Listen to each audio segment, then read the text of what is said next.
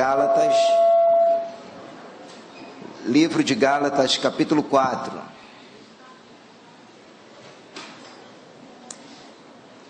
Gostaria de falar nesta manhã sobre a importância de sermos gerados na graça em Cristo. Gálatas, capítulo 4, a partir do versículo de número 12.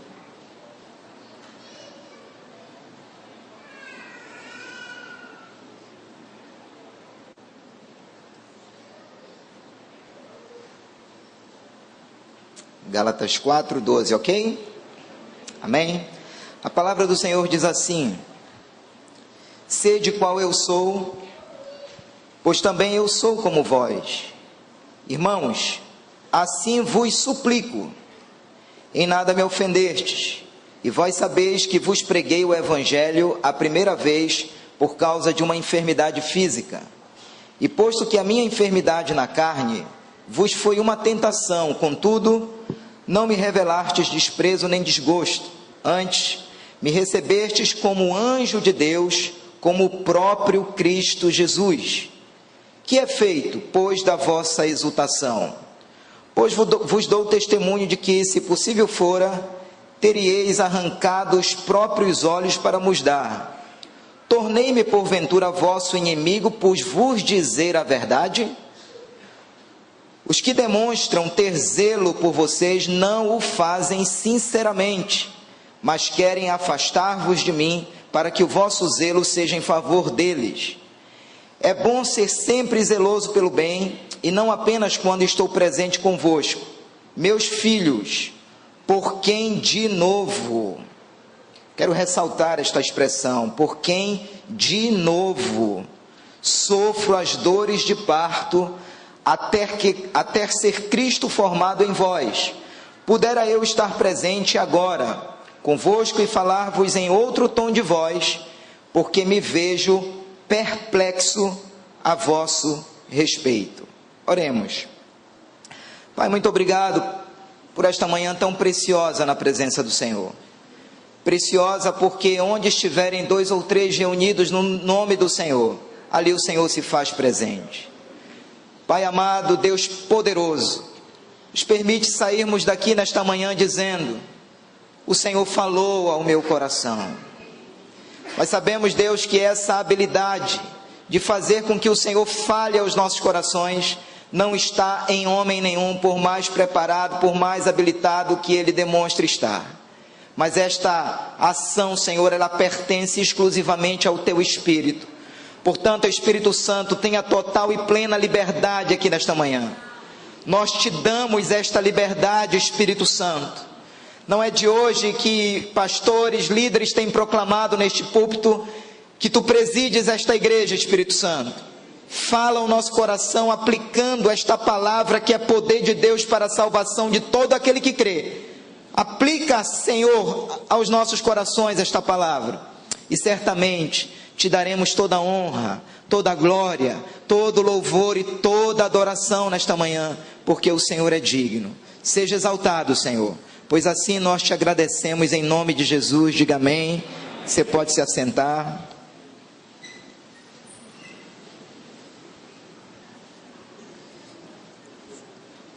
Mesmo assentado, permaneça com a sua Bíblia aberta nesse texto, queridos. Gostaria de contextualizar o que estava acontecendo aqui. Paulo, na sua primeira viagem missionária, e vale a pena estudar isso a partir do livro de Atos, capítulo 13, porque foi uma viagem missionária extraordinária, dirigida pelo Espírito Santo. Aonde Paulo chegava, a glória de Deus era estabelecida, o reino de Deus era estabelecido, havia uma manifestação poderosa da parte de Deus. E nessa primeira viagem missionária, onde Paulo se encontrava na Ásia Menor, ele se dirigiu a uma região chamada Galácia, e ali naquela região ele conheceu os moradores, conheceu os habitantes, que eram conhecidos como os Gálatas, e ele ali então pela primeira vez anuncia as boas novas, anuncia o Evangelho, começa a pregar a palavra de salvação, o Evangelho da graça, o Evangelho verdade. E curiosamente os Gálatas receberam a palavra com muita alegria, com muita paz, com muita felicidade. Foi assim uma revolução. Mas o que aconteceu? Quando Paulo sai daquela região, e ele se desloca então para um outro território, chega naquele lugar, chega naquela região, os mestres judaizantes. E que os mestres judaizantes começaram a dizer aos Gálatas, começaram a dizer para eles o seguinte: olha, o que Paulo pregou aqui entre vocês é uma espécie de cristianismo melhorado, mas vocês precisam continuar se circuncidando, e vocês precisam continuar obedecendo a lei para serem salvos. Irmãos, os Gálatas acreditaram nessa mentira da parte dos mestres judaizantes. E eles começaram então a se distanciar da essência do evangelho verdade. Eles se distanciaram de uma forma tenebrosa.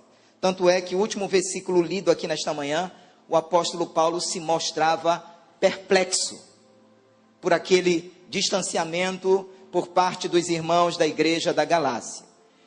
Isso foi tão sério naquele tempo, naquela época, que se você for pegar Atos capítulo 15, você vai ver em Atos capítulo 15, um concílio que foi estabelecido para resolver esse problema. Porque essa mentira, esse engano invadiu as igrejas que Paulo estava estabelecendo, que para serem salvos, eles precisavam se circuncidar e precisavam obedecer à lei. Então você vai pegar em casa Atos capítulo 5 e você vai ver que através de um concílio, eles resolveram essa questão tão polêmica naqueles dias. Olhando para esse texto, eu fiquei dizendo para mim mesmo: Senhor, quais lições nós podemos extrair desse texto lido nesta manhã?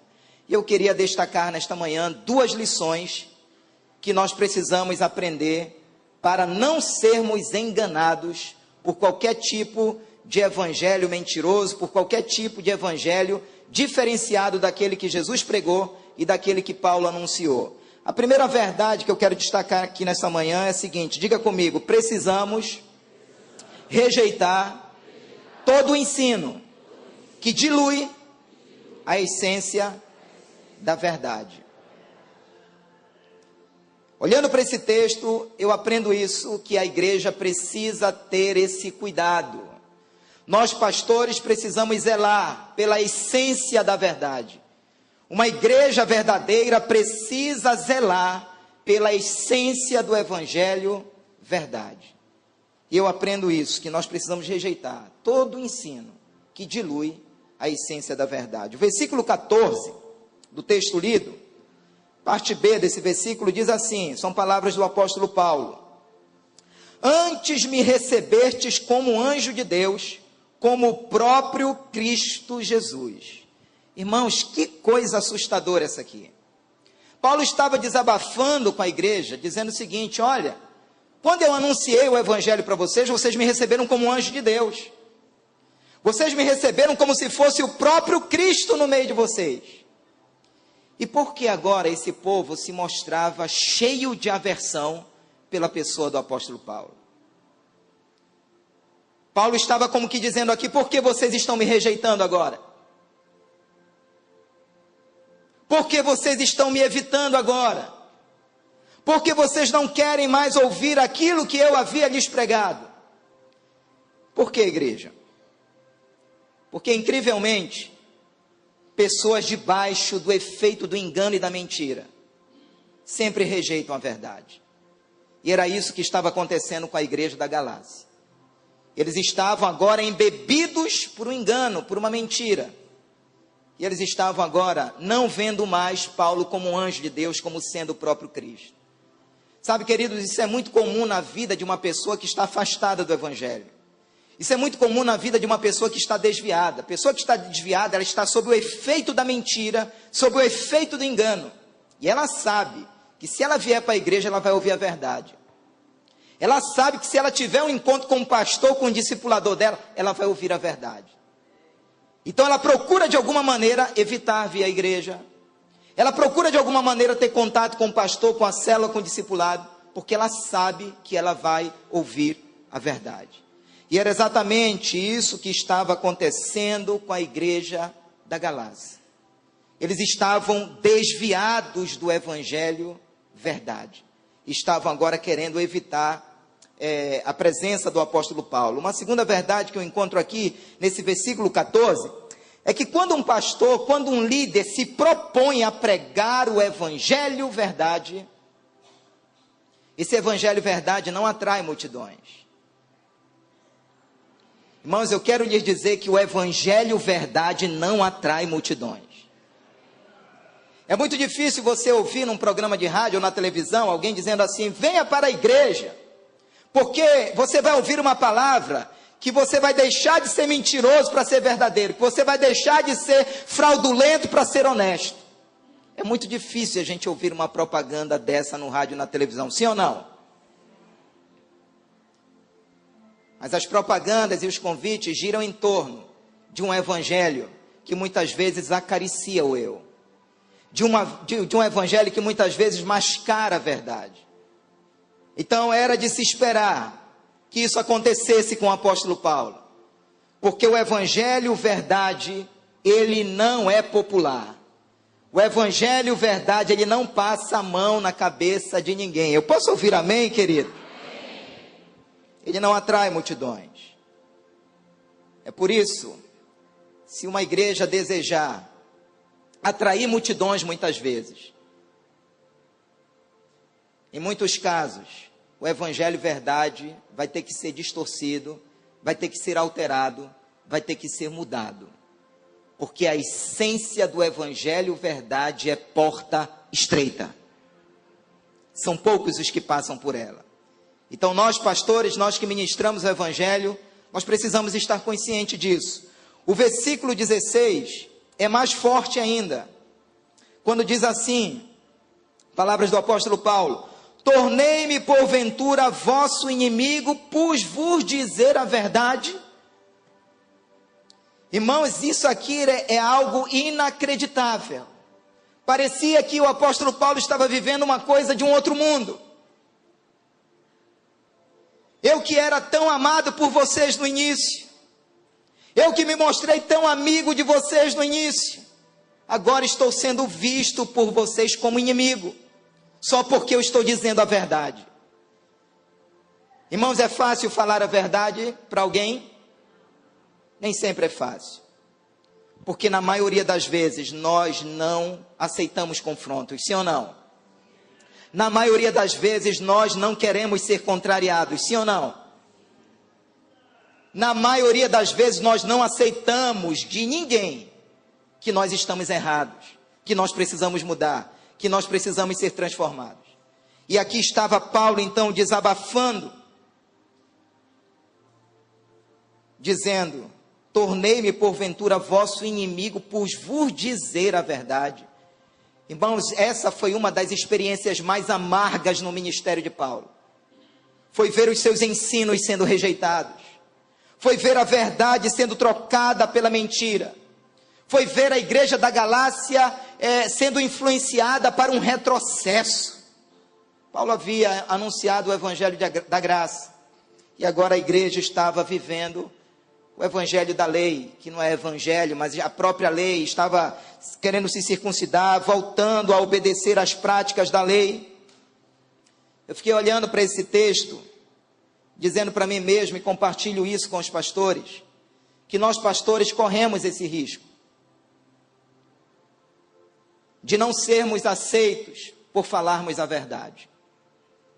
Nós pastores corremos esse risco de termos amigos dentro da igreja, que se tornarão nossos inimigos, simplesmente pelo fato de dizermos a verdade. Sim ou não, igreja? Paulo estava vivendo isso. Porque muitas vezes não é fácil nem para um pastor dizer, mas ele precisa dizer. E muitas vezes, por amor a Deus e por amor à palavra, nós somos levados a dizer em tantos aconselhamentos, que nós não aceitamos o sexo prenupcial, porque a Bíblia não aceita, porque Deus não aceita. Que nós não nos sentimos em paz e não celebramos casamento de alguém que adulterou. Não temos essa clareza na Bíblia de um segundo casamento na vida de alguém que adulterou. É muito difícil para nós não consentirmos com a bebida alcoólica num casamento de um cristão, num casamento cristão. Mas a Bíblia diz, queridos, que seja todo homem mentiroso e Deus verdadeiro. Mais vale agradar a Deus do que agradar os homens. Se a igreja diz amém, diga amém. Amém. E dê um aplauso a esse Deus, amado. Forte esse aplauso a esse Deus, querido.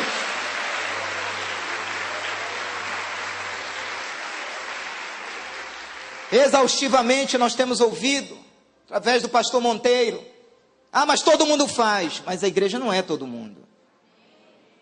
Deus tem um povo peculiar nesta terra, Deus tem um povo diferente nesta terra, Deus tem um remanescente que não vai se dobrar diante do vinho da Babilônia, diante dos manjares de Babilônia. Se você faz parte dessa geração, diga amém.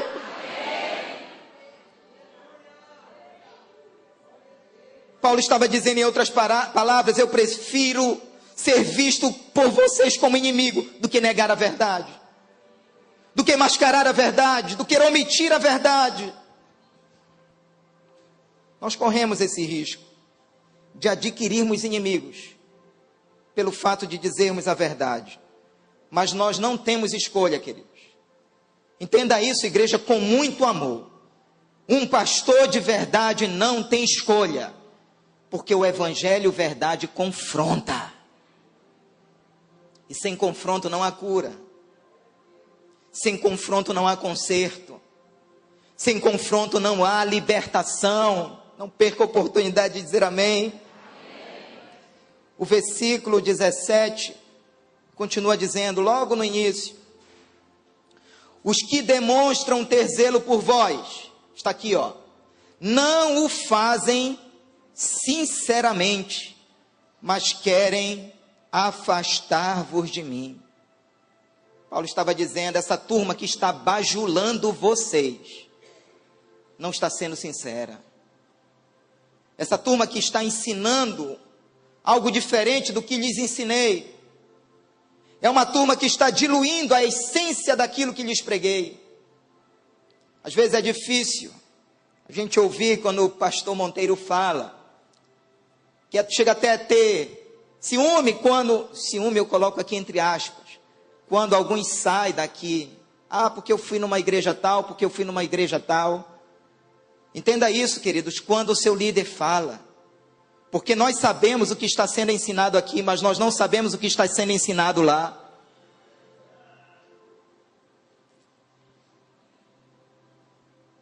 Paulo estava dizendo, eles não estão sendo verdadeiros. Eles estão querendo silenciar a minha voz no meio de vocês. Eles estão querendo ensinar vocês a abandonarem o evangelho verdade que lhes preguei. Paulo estava clamando aqui, suplicando, como diz no início desse texto, eu suplico, não retornem a palavra da lei, não retornem à lei, permaneçam na graça que há em Cristo. Sabe, igreja, eu falo isso com muito carinho, é muito melhor uma verdade que fere a nossa consciência, trazendo cura e libertação, do que o bálsamo do falso ensino, que produz morte na nossa vida. É bom, é gostoso esse evangelho que mexe com a consciência, que mexe com o nosso entendimento, porque é esse evangelho que vai promover cura e libertação na nossa vida. Paulo estava dizendo, não transformem as verdades bíblicas em mentiras na vida de vocês. Eu diria aqui nesta manhã, querido, não transformem as verdades que os pastores pregam desse púlpito em desgosto pessoal. Como assim, pastor? Não saia de um culto como esse, ou de nenhum culto da IBMA, dizendo, eu não gostei que o pastor falou. Não saia assim. Porque esse desgosto pessoal pode virar veneno no seu coração. E você vai acabar destilando isso para outros. Saia daqui, querido, glorificando. Saia daqui exaltando. Saia daqui dizendo, Senhor, obrigado, porque ainda há púlpitos, Senhor, na igreja evangélica brasileira que fala a verdade. Saia daqui exaltando Jesus, porque se conhecermos a verdade nos libertará. Se o Filho vos libertar, verdadeiramente sereis livres. O versículo 17 diz, finalzinho, para que o vosso zelo seja em favor deles. Paulo estava dizendo aqui que o nosso maior zelo precisa ser pelo Senhor e não por homem nenhum. Nós reconhecemos as hierarquias, sabemos que devemos obediência e submissão às autoridades que estão sobre nós, mas Paulo está dizendo que o nosso maior zelo, nossa maior honra, nossa maior devoção precisa estar no Senhor Deus Todo-Poderoso. É por essa razão que não é de hoje que nós temos falado na igreja, que nós precisamos fazer discípulos para Jesus e não para nós. Você que é um discipulador, projete seus discípulos para Cristo. Leve-os a dependerem de Cristo. Leve-os para a palavra. Que o zelo do seu discípulo seja por Cristo, pela palavra, e não por você. E não por você. Paulo estava dizendo aqui, rejeite esse ensino. Igualmente, nós precisamos rejeitar, queridos, todo o ensino que nega a suficiência da salvação em Cristo. Só há salvação na pessoa de Cristo. Mas os mestres judaizantes estavam querendo colocar complemento nisso, dizendo, olha, para vocês serem salvos, vocês precisam se circuncidar, vocês precisam obedecer à lei. Do contrário, vocês estão perdidos. Queridos, o nome disso se chama sincretismo religioso. Sincretismo religioso é exatamente isso. É aquele ensino onde nós vamos agregando práticas que não constam no Evangelho da graça em Cristo. Ou seja, para você ser salvo, você tem que fazer isso, você tem que fazer isso, você tem que fazer isso. Querido, está consumado. Se o Filho vos libertar, verdadeiramente sereis livres. Ele veio para os seus, mas os seus não o receberam, mas a todos quantos o receberam, deu-lhes o poder de serem feitos filhos de Deus. No dia que nós nos arrependemos e aceitamos Jesus, se foi sincero, se foi verdadeiro, naquele dia, nós nascemos de novo e recebemos ali a vida eterna. Quem tem o Filho tem a vida eterna. Mas quantos e quantos ensinos, e eu poderia mencionar tantos aqui nessa manhã. Mas eu me lembro de um que foi assim devastador no meio da igreja. Isso aconteceu no finalzinho dos anos 80, início dos anos 90. Era a doutrina, era o ensino dos espíritos territoriais. Foi uma época em que o crente via demônio em tudo. Tinha crente que via demônio no quadro da casa, via demônio no tapete, via demônio quando ia ligar o carro não pegava, era demônio. Quando o microfone falhava, era demônio. Quando a corda do violão quebrava, era demônio. Quando dava uma topada na rua, era demônio. Foi um ensino tão devastador que até quando o crente bocejava na igreja, era demônio. Que não é o caso de ninguém que bocejou aqui nessa manhã. Isso é sono mesmo, irmão. Misturado com preguiça. Mas foi um ensino devastador no meio da igreja evangélica, no meio do cristianismo. E tantos quantos outros, onde a vida cristã vai virando um filme de terror. Anos 90, a gente viu uma geração de crentes paranoicos, neuróticos, uma verdadeira esquizofrenia gospel tomando conta das igrejas. Misericórdia. Misericórdia. Nós fomos chamados para a liberdade em Cristo. Quem é livre aqui nesta manhã? Quem é livre aqui nesta manhã? Diga para o seu irmão, você é livre, querido, em Cristo.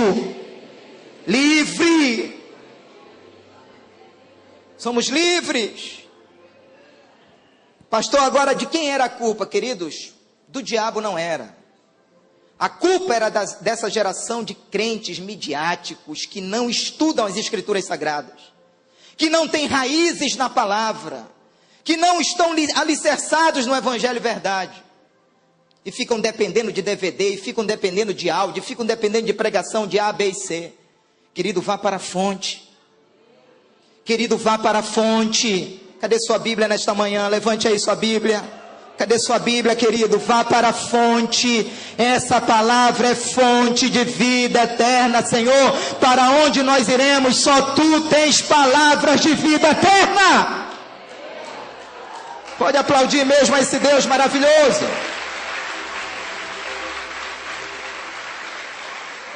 Precisamos voltar às Escrituras, queridos. Precisamos voltar urgentemente para aquilo que a palavra de Deus diz. Sabe por quê? Porque o primeiro pecado da humanidade não foi o homem sendo levado ao adultério, não foi o homem sendo levado ao roubo, não foi o homem sendo levado a matar alguém. O primeiro pecado, queridos, na história da humanidade, foi através da palavra dita por Deus sendo distorcida. E não existe arma maior para o inferno do que quando ele consegue distorcer o entendimento da palavra na nossa vida, no nosso entendimento. Então, querido, nós precisamos vigiar. Nós precisamos vigiar. Na tentação do deserto, Satanás veio cheio de pegadinhas, usando o quê? A palavra. Como foi que Jesus o venceu? Dizendo, está escrito. Está escrito. O que vale, queridos, é o que está escrito. Posso ouvir amém? Seja norteado por esta palavra, seja dirigido por esta palavra, tenha uma vida pautada nesta palavra. A palavra de Deus é lâmpada para os nossos pés e luz para o nosso caminho. Tudo que precisamos estar aqui. Ah, pastor, mas tem uma campanha ali milagrosa. Queridos, tudo que precisamos está aqui.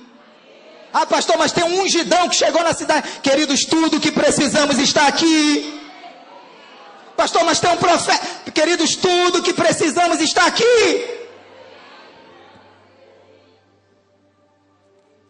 Talvez essa seja a razão de uma vida cristã tão travada na vida de muitos irmãos. Tão travada na vida de muitos irmãos. Ontem nós falávamos aqui para os jovens sobre a mentalidade do reino. Usando ali 1 Coríntios capítulo 8, aquela polêmica que houve na igreja de Coríntios sobre se podia ou não comer carne sacrificada aos ídolos. E a preocupação toda girava em torno dos crentes que tinham mente fraca. Porque o problema não estava em Paulo, o problema não estava no grupo maduro que comia carne porque abençoava, não reconhecia poder nenhum sobre o ídolo. O texto diz lá que o ídolo nada é, porque só há um Deus e a ele pertence o poder. E abençoava. O problema não estava no grupo maduro, não estava na carne, não estava em Paulo, mas estava no grupo que era fraco na mente. Aí Paulo estava dizendo, então, para não escandalizá-los, não comam. Não comam na frente deles. Se comer maniçoba, nesse período, vai escandalizar o irmão, não coma na frente dele. Não coma. Mande para mim.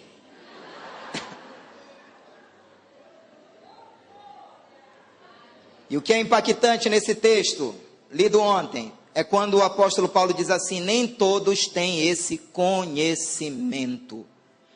Esse é um dos maiores males da vida cristã, falta de conhecimento.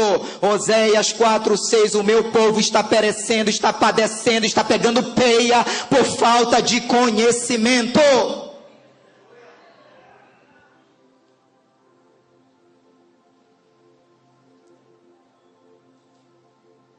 Nós temos uma irmã aqui na igreja, a Lucineide. Eu nunca vi, queridos, uma irmã tão oprimida como esta irmã. 20 anos, ela está partindo agora para a sua segunda graduação. 20 anos deprimida, mandamos para tudo quanto é psicólogo. Ela passou em vários gabinetes pastorais. Você precisa ver hoje o sorriso no semblante da irmã Lucineide. Foi num culto em que ela se ajoelhou aqui, recebeu a oração, e a partir daquele dia ela disse consigo mesma, a partir de hoje eu vou começar a tomar posse dessa palavra, eu vou começar a viver essa palavra. Irmãos, essa irmã mudou da água para o vinho, da água para o vinho. 20 anos que não se via um sorriso no semblante dela. Vocês precisam conversar com ela, conhecê-la, e ela está assim muito radiante para compartilhar isso com quem quer que seja. Eu quero te dizer que a palavra de Deus tem poder para curar a síndrome do pânico, viu? A palavra de Deus tem poder para curar a depressão, viu? A palavra de Deus tem poder para arrancar todo medo, todo temor do teu coração, viu? A palavra de Deus é poder de Deus para a salvação de todo aquele que crê. Um coração alegre aformoseia o rosto. Aleluia! A palavra de Deus é remédio para a alma e para o coração. A palavra de Deus vai aonde terapeuta nenhum consegue ir. A palavra de Deus vai nas profundezas da divisão da alma e do espírito. Precisamos tomar posse disso. Precisamos abrir os olhos para essa riqueza que há em nossas mãos. Em último lugar, a última verdade, a segunda e última verdade que eu vejo aqui nesse texto. Diga comigo, precisamos desenvolver a maturidade em Cristo. Olha o versículo 19. Logo no início, Paulo chama esses irmãos de filhos. Chama de quê? Chama de quê? Filhos. O original grego usado por Paulo para essa palavra filhos, ele não usou aqui huios, que significa filhos adotivos. Ele usou aqui a palavra teknos, que significa filhos gerados. Paulo estava dizendo aqui, vocês são meus filhos na fé. Paulo estava dizendo aqui, vocês saíram das minhas entranhas espirituais. Paulo estava dizendo aqui, vocês possuem meu DNA espiritual, vocês são meus filhos, mesmo afastados da essência do evangelho, mesmo desviados da palavra verdade, vocês são meus filhos, e eu não abrirei mão de vocês até que Cristo seja formado em vós.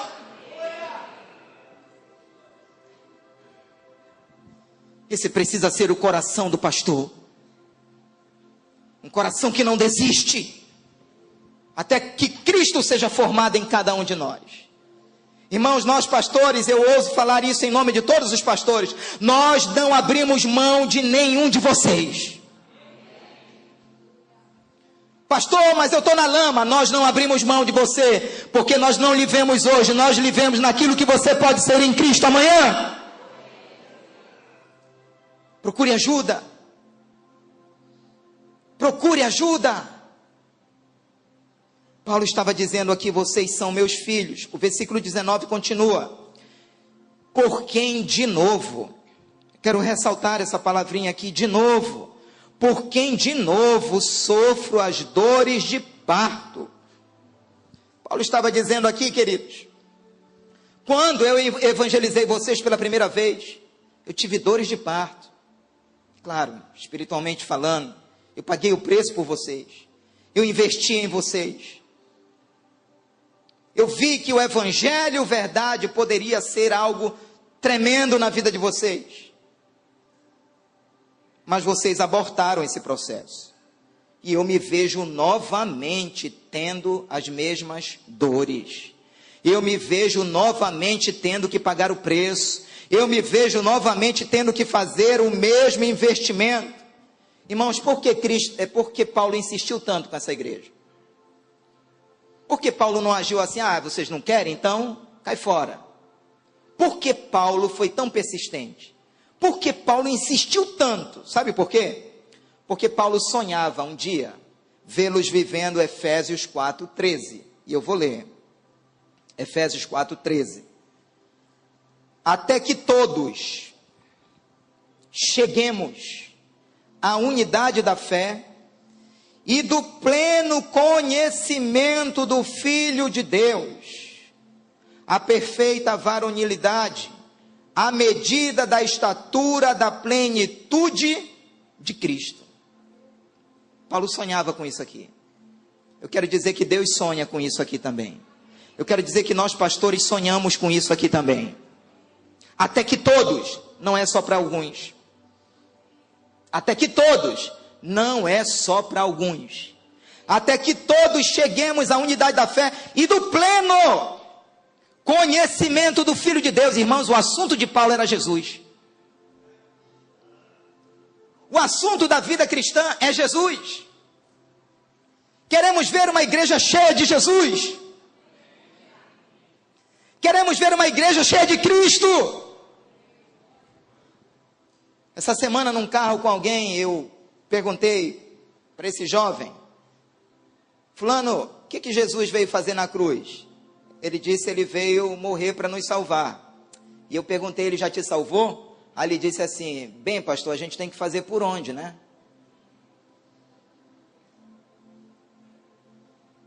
Tá assim o negócio, querido. Tá assim o negócio. Tá assim o negócio. Quem nos salva é Cristo, querido. Nós não somos salvos pelas obras. A salvação não vem das obras. Porque nós não somos salvos pelas obras.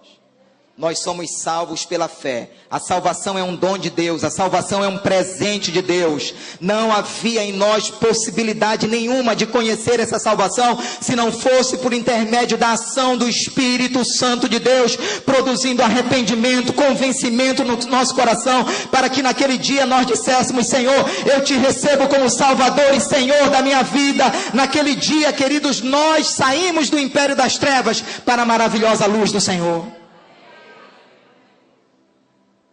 Até que todos cheguemos ao pleno conhecimento do Filho de Deus, a perfeita varonilidade, à medida da estatura da plenitude de Cristo. Irmãos, o que forma Cristo em nós? O que nos torna maduros na vida cristã? É a revelação de quem Cristo é. É o conhecimento de quem eu sou nele. Na medida que a sua vida cristã vai sendo pautada sobre estes dois pilares: eu quero conhecer Jesus, eu quero conhecer a Cristo, eu quero conhecer a revelação do Filho de Deus. Paulo, em um dos textos da Bíblia, chega a dizer: olha, eu fui hebreu dos hebreus, eu fui fariseu, eu era irrepreensível com relação à lei, eu era isso, mas tudo isso virou refúgio na minha vida pela sublimidade do conhecimento de Cristo. Para mim agora o viver é Cristo e o morrer é lucro. Assunto de Paulo, assunto da vida cristã de Paulo, era Jesus. Era Jesus. Pastor, como é que isso acontece?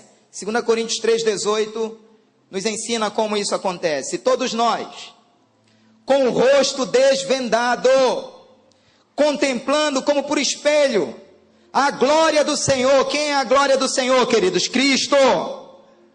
Somos transformados de glória em glória na sua própria imagem, como pelo Senhor o Espírito. Irmãos, esse aqui é o apogeu da vida cristã. Esse aqui é o clímax da vida cristã. Esse aqui é o ponto mais alto da vida cristã. O que, pastor? Cristo ser visto em nós. Esse é o ponto mais alto da vida cristã. Quando as pessoas começam a ver Cristo em nós, nas nossas atitudes, no nosso caráter, no nosso comportamento, na nossa maneira de ser. Esse é o ponto mais alto da vida cristã.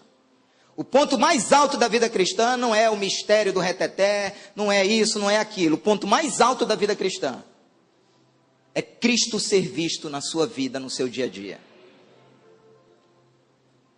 Como é que isso acontece? Rosto desvendado, sem máscara, contemplando como por espelho a glória do Senhor. Quem é a glória do Senhor? É Jesus. É Jesus. Cristo em vós, a esperança da glória. Irmãos, é muito fácil entender isso. Pois todos pecaram e carecem da glória de Deus. O rombo do pecado na nossa vida foi exatamente esse. Nós perdemos a glória de Deus. Nós perdemos a glória de Deus na nossa vida. O ser humano está carecendo da glória de Deus. Não é de outra coisa, não. Ser humano carece da glória de Deus. Aí chega Paulo e diz: olha, Cristo em vós, a esperança da glória. O que estava faltando na nossa vida, no pecado, Cristo restituiu. Onde está a glória de Deus, igreja? Onde está a glória de Deus, igreja? Diga: está em mim. Diga para o seu irmão: você é canal da glória de Deus, querido. Expresse isso, evidencie isso, demonstre isso. Você é canal da glória de Deus.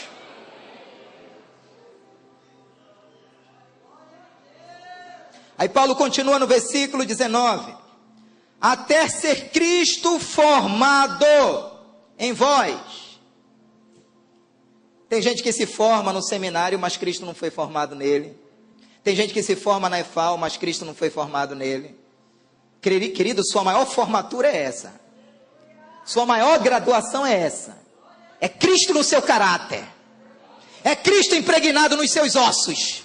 É Cristo sendo transpirado pelos seus poros. É Cristo sendo exaltado pelo seu olhar, pelo seu falar, pelas suas atitudes. Esse é o alvo da maturidade cristã. Esse é o alvo da vida cristã. A palavra está dizendo, a palavra original no grego, morforte, está dizendo caráter semelhante ao de Jesus Cristo. Isso aqui é muito mais do que aceitar Jesus. Isso aqui é muito mais do que descer as águas. Isso aqui é muito mais do que frequentar uma igreja. Isso aqui é muito mais do que uma aparência religiosa. Isso aqui é o próprio Cristo vivendo em você. Aleluia! É uma transformação interior que desemboca na sua vida exterior. É uma fonte de água viva que abriu dentro de você e você não tem controle. Você vai derramando isso sobre as pessoas.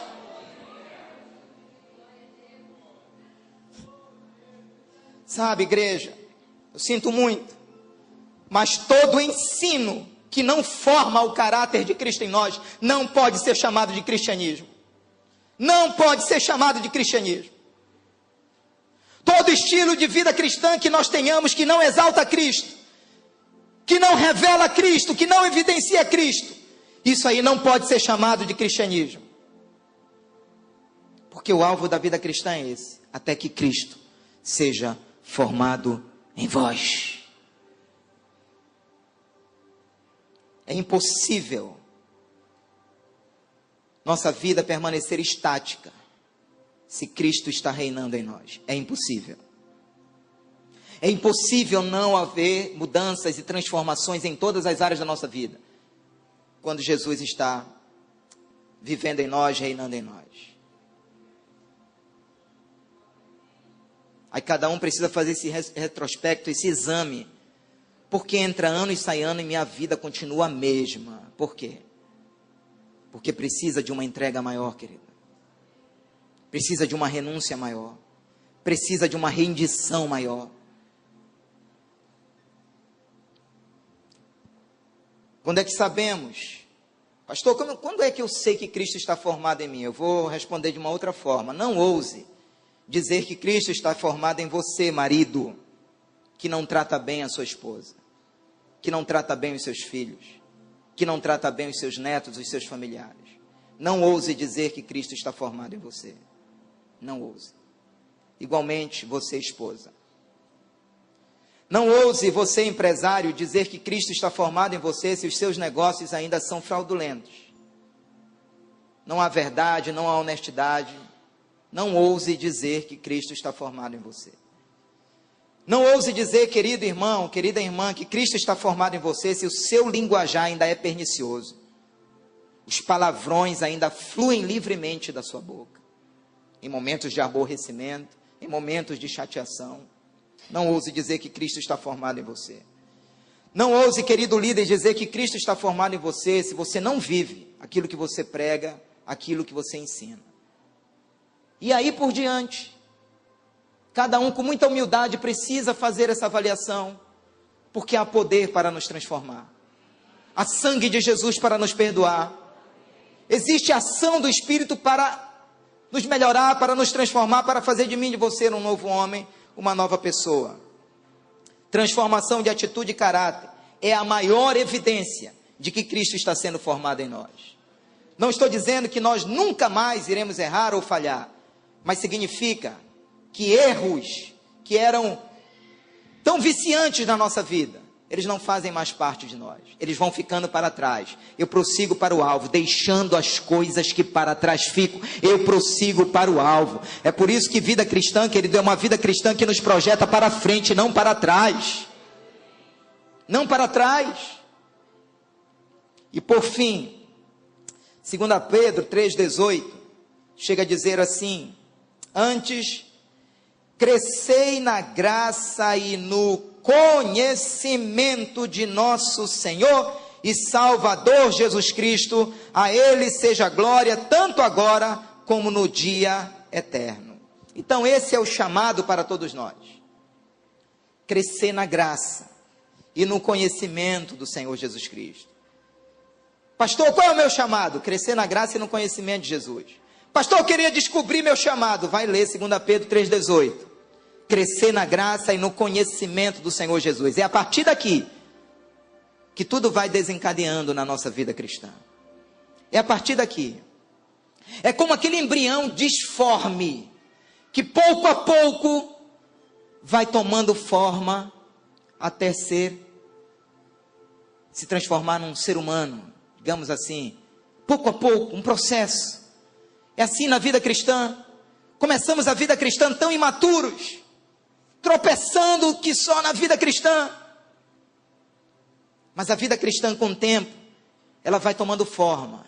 Ela vai tomando forma, até que Cristo começa a ser visto nas nossas atitudes, até que Cristo seja visto no nosso comportamento. Aquele que mentia, não mente mais. Aquele que enganava, não engana mais. Aquele que roubava, já não rouba mais. Eu posso ouvir amém? Amém. Irmãos, se cristianismo não for isso, a gente está perdendo tempo aqui. Se vida cristã não for isso, seria melhor fazermos outra coisa. Mas eu preciso lhes dizer que o Evangelho verdade, ele é exatamente assim. O Evangelho verdade está nos arrancando dessa cultura de engano e de mentira e nos levando para o reino da sua luz. Chega de criancices na vida cristã. Amadureça, cresça. O último texto desta manhã é 1 Coríntios capítulo 3, versículo 1 e 2. Eu, porém, irmãos, não vos pude falar como a espirituais, e sim como a carnais, como a crianças em Cristo.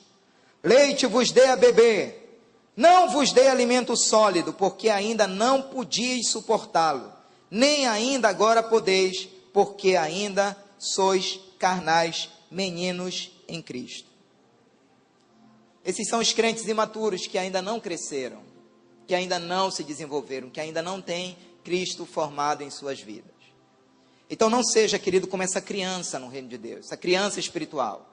Qualquer coisa já faz biquinho, qualquer coisa já fecha a cara. Não gostei que o pastor falou, mas foi para o teu bem, mas foi para que houvesse cura na sua vida, foi para que houvesse conversão na sua vida. É por amor que nós subimos aqui, por amor à palavra, por amor a você que nós subimos aqui. Então chega de criancices no nosso meio. Você vê duas crianças, dois irmãozinhos, é muito comum. Qualquer coisinha tem briguinha. Irmão, chega de briguinha no reino de Deus, vamos crescer em Cristo. Qualquer coisinha tem ciúminho, tem invejinha. Dá um presente para um e dá um presente diferente para outra, já tem briguinha, já tem ciúme. Eu queria aquele. Cresça, querido. Amadureça, querido. Eu quero dizer que ainda tem mais de Deus para você. E são com estas palavras, é com essa mensagem que Deus colocou no meu coração, que eu quero abençoar a sua vida nesta manhã, em nome de Jesus. Que o Senhor receba toda a honra, toda a glória, toda a adoração.